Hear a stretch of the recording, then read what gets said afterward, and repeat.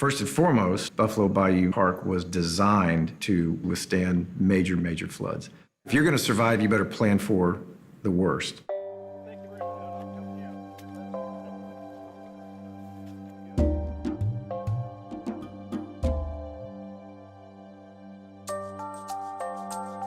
We have survived a lot of ups and downs. Obviously, the city was built on the aftermath of the great storm of 1900 when Galveston was wiped out, and so we had to figure out how to survive, and we did. Most of the bayous in the urban core of Houston have at some point been looked at as functioning as drainage ways for the city.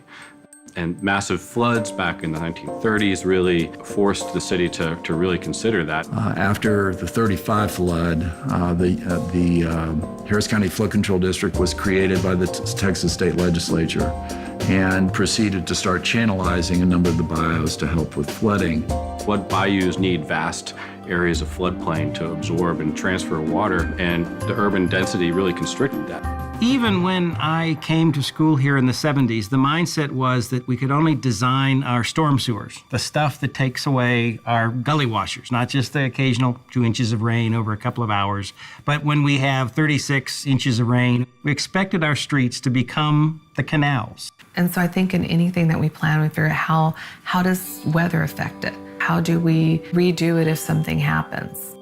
You just figure out a way to deal with it and to put something there that is going to last. When rain comes, it comes quickly and strong, and that creates flash flooding in Houston, and the water needs to go somewhere. I think Houston does have a history of resilience and resilience planning, and I think it is rooted in still that idea that when Houstonians decide that something is important, that they rally everybody together and we figure it out. There's a very, very famous story in Houston where then Congressman George Bush helped Houston get federal money to basically channelize the bayou.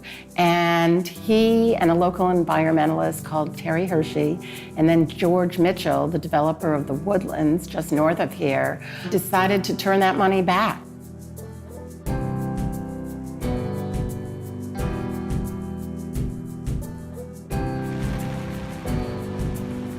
How do you design a park that can sit with 25 feet of water rushing through it at any given moment, and along with that water carrying silt and debris and trash and trees and all sorts of things that you don't really associate with. You're trying to create something that is going to be a really pleasant place to be.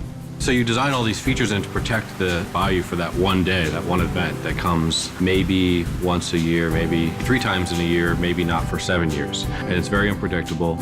We learned the hard way back in 2001 with something called Tropical Storm Allison, where it dropped on downtown and the Med Center and a few limited areas versus Harvey was everywhere. About the same kind of 36 to 48 inches of rain in about 6 hours with repeated rainstorms. When Harvey hit, the moment the water went down far enough, people were out there on those trails, and you couldn't always get down to the lower ones, but it was really like a sense of being out with your fellow Houstonians and seeing people and say, hey, I'm all right. As tough as it was in many ways, things like Buffalo Bayou Park performed incredibly well. I mean, you walk through that park today and it's still there, living, active, usable.